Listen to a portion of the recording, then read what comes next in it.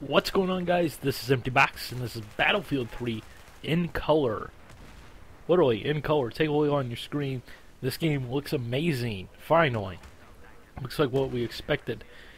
But what I do want to talk about today is a controversial topic, or somewhat controversial topic, I should say. And that would be the recently released color mod. And now, in the past, there's obviously been the FXAA injector as well as the SMAA injector, and I think there's another one as well as just simply tweaking your graphics card settings or your monitor's colors to, remove the blue filter. That is rather annoying, to be perfectly honest. However, there's a better tool that's been released, in my opinion. However, there's been some confusion about said tool. First of all, let me say that I had used the FXAA and the SMAA injectors. I've tried tweaking and testing and tuning. I found something I was fairly happy with. I like it. It looks good enough. That said, this does look better, in my opinion. It does bring the game to life, as you can probably see on your screen. For those of you guys who have seen the other video with the Back to Karkand video, before and after, a lot of people are saying it's oversaturated. You see right here, I think I found a nice little middle ground, at least to start my testing and tweaking with, but I'll go into that a little bit later. Just to answer the question, because there is a lot of people saying it'll get you banned, you'll get perma-banned. I was playing for about two and a half hours unranked, Punkbuster enabled servers. No problems at all. Didn't get kicked from Punkbuster. Didn't get a, temp ban or anything. Completely legit. Now, there was a previous version of this tool, either related to this tool, such as a development version, or done by someone else. I'm not sure what the story is on that one. I didn't hear too terribly much about that tool. But I first heard about that tool, which also removed the blue color filter and enabled you to do some color tweaking and everything, similar to what we have here with this tool, as well as the injectors. Is that version also had a couple of unscrupulous things, or things that could be used for unscrupulous activities. I'm pretty sure the intention was, a good thing to start off with, oh hey, we can remove recoil from weapons and change weapon damage. Maybe this can open the gates to, adding our own guns and everything and doing that. But, adding in recoil removal if you'd like it, or, more weapon damage, like if you could have like a one-shot M16. Yeah, that's cheating. Okay, that's not fair. And all of us who aren't cheaters would definitely agree with that. I mean, there's no question. But anyways, that was released about a week and a half ago. On October 1st, if you look at Gustav Holling's Twitter account, which this tweet has been heard around the Battlefield community seemingly, but something might strike you as odd. The release, or actually I should say the date of that tweet was October 1st. And basically some guy asked him, hey, did you see this mod? Did you see how much better your game looks? And he's like, yeah, you'll get banned for it. It's too oversaturated, blah, blah, blah, which, I think it was a little bit oversaturated, but, honestly, it still looks miles better than stock if you ask me. But that's just my opinion. But that's October 1st. Today is October 3rd, not October 23rd. Wow, I'm getting my dates way mixed up.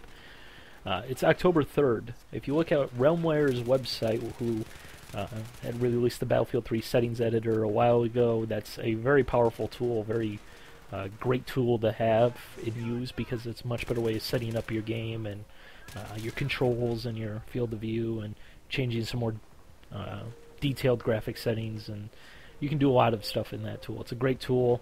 Obviously this guy has it out for the community in terms of making stuff that the community can use, to make the game more enjoyable. This obviously isn't coming from some guy who's making things to hack the game and ruin everybody's experience.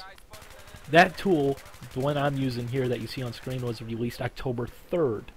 That's according to the Realmware website. It says release date October 3rd, 2012, which is today, which obviously comes after October 1st. So Gustav was quite clearly talking about the previous version of the tool, which did have several unscrupulous things that, they're unscrupulous, like I said. And I'm pretty sure this is the most times you will hear unscrupulous in a commentary here on YouTube. So, here's what it is. So obviously he wasn't talking about this particular version. Now there is no official word from DICE yet on this. The Realmware website does say you won't get banned. At most it'll be a temporary kick from Punkbuster because obviously it modifies the game's files rather than trying to fight against the color cast like the injectors do, which is kind of a suspicious activity, I'm not going to lie, but at the same time it's quite clearly providing no advantage. People say it'll make people easier to see at a distance. As a fairly decent Battlefield 3 player myself, I didn't notice any difference at all other than the fact that my game looked better. I didn't perform better. You'll see in the gameplay I didn't play better. I played honestly worse than usual, but that could just be not playing for about a week and a half. So it's not a cheat, it's not a hack, it's just making the game look better. For those of you guys though who saw the video on the Back to Karkand, or maybe you're watching this video and you're like, oh, I don't like the way that looks, the original looks better. This tool is fully tweakable, fully customizable. There's a lot of options. Saturation and brightness, contrast for all three color channels, red, green, and blue. So say you want your reds to really pop out because your monitor has a weak red range. You can add more saturation to make that pop. There's a lot of tweaking. You can add more contrast and brightness, and there's a lot of stuff that you can do with this. You can keep the blue filter if you'd like and add more saturation. You can remove it. There's a lot of testing and tweaking that you can do. These were just the first settings that I found on YouTube in the comment section on that Back to Karkand video that a lot of you guys have seen, is because it's making the rounds right about now. So it's by no means final. What you see on screen, there's still some testing and tweaking to be done. That said, I think even in this first state where I just basically plugged in some numbers and saw what happened on screen, I think it's easy to say, yeah, this does look a lot better. But there's a lot of ways to go. There's a lot of power within this tool. Hopefully DICE will say, hey, you know what, this is an improvement. The community really likes this. They like the change. Maybe the blue filter is wrong, but we want to keep it. Maybe they can make it an option working in a patch, or heck, maybe even hire the guy behind this and allow him to make some changes to Battlefield to get run smoother. But then again, that's a slippery slope that I really don't want to go into, because I know someone's going to say, no, don't sell out. But or maybe just bringing him in to help make the tweaks that he made standard within Battlefield and available to everyone, so we don't have to worry about this, will it get me banned? So I'm going to say it's probably not going to get you banned. That said, if you do get banned, it's not my responsibility. I'm just saying that there might be some misinformation going around regarding this tool.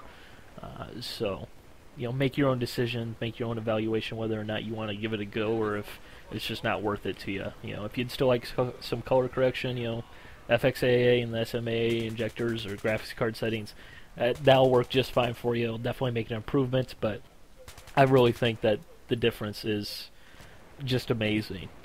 So that's my word on this. Let me know what you guys think.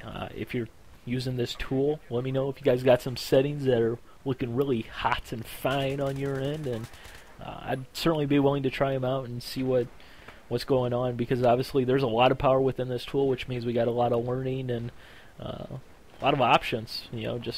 So let me know what you guys think. So, bye.